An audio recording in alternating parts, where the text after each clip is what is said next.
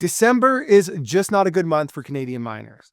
The latest screw up comes from Torex Gold in Mexico, and this one is a bad one.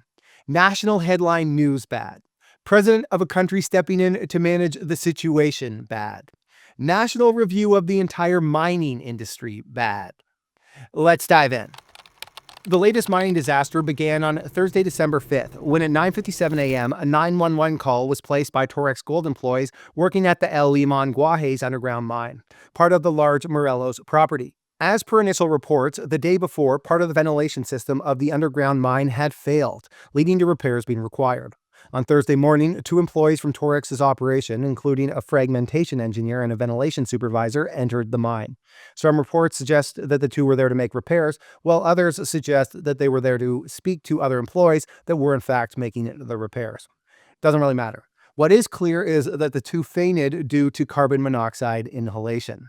Seeing that the two employees had fallen due to poisoning, two mining employees of Geometric, a mining contractor on site, attempted to save them when they themselves were poisoned by carbon monoxide as well. Tragically, Javier Avila and Jose Elias, both employees of Torex, passed away from the poisoning, along with Gonzalo Martinez, one of the on-site contractors that attempted the recovery.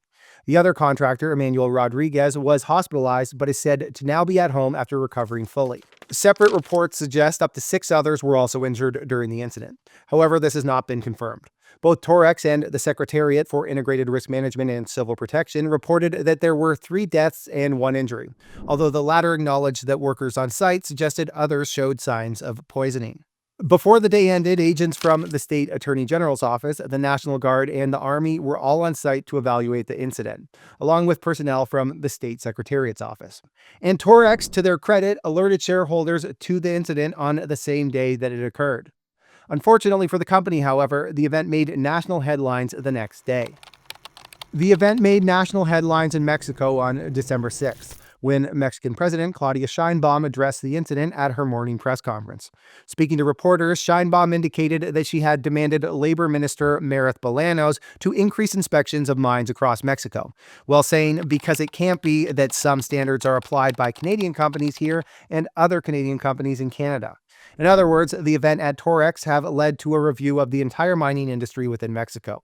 At the same time, President Sheinbaum ordered Laura Elzua, who is a National Coordinator of Civil Protection, to site, where an inspection was carried out on Saturday, while the Ministry of Economy also became involved in the investigation. Among other items, Torex is said to have agreed to provide support for the families of the victims, which some reports suggest amounts of up to 5 years of salary for families, although this has not been confirmed. Sheinbaum's reaction wasn't the only one of substance, however.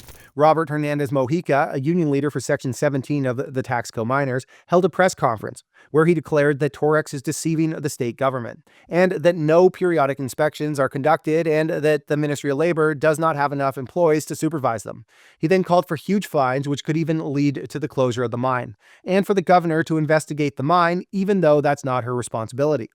In fairness to Torex, however, Mojica also blamed persistent subcontracting as an issue, despite it being predominantly Torex employees that were impacted, while also appearing to angle for a larger union presence on site.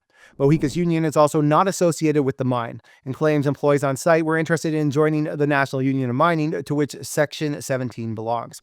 Despite the local problems, by Monday, December 9th, Torex declared that the mine had resumed operations.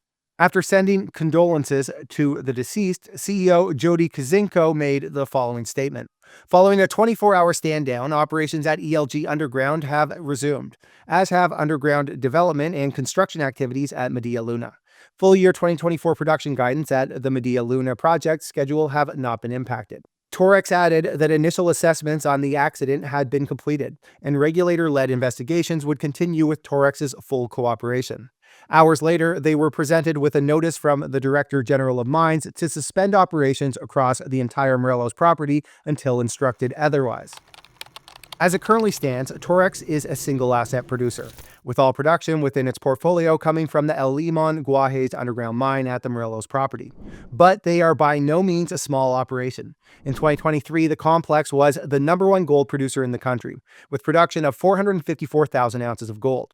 For 2024, Torex is guiding to production of between 450 and 470,000 ounces, at an all-in sustaining cost somewhere between $1,100 and $1,160 an ounce. The company has also completed 87% of the construction of Media Luna, a nearby gold and copper deposit, which is also part of the Morelos property.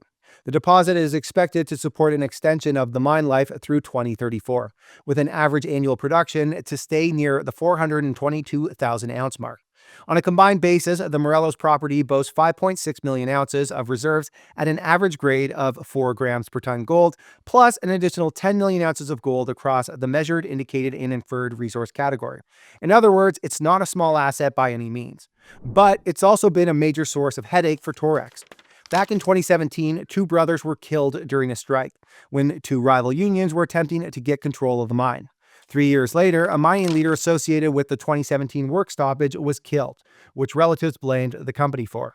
And just this past August, a contractor died on site when working within the Guajes tunnel. Details of the death of the 40-year-old contractor are scarce, despite an investigation that is said to have occurred. Torx later said within the release of their third quarter financial results that the contractor had died while working on the overhead conveyor associated with the Media Luna project. As Ben Kramer Miller says, once is an event, twice is a coincidence, thrice is a pattern. But something really stinks here. All right, so let's wrap it up. What happened to Torex, without a doubt, is a tragedy. Lives were lost, and that's always awful. In an industry that is seemingly always fighting to look good in the media, it represents yet another failure to demonstrate why mining is good for communities. And from a larger perspective, Torex has now caused problems for the entire industry in Mexico. Yes, a full inspection across the board is good in terms of employee safety, but it has clearly painted the sector in a terrible light. Early in the first term of a president that was expected to be a massive proponent of the sector within Mexico. Who knows how much that's going to change? All right, everybody. Thanks for watching. If you have any thoughts on this incident, please let us know in the comments section. If you found this video helpful, please smash that like button, subscribe, and ring that notification bell. All right, everybody. I love you all.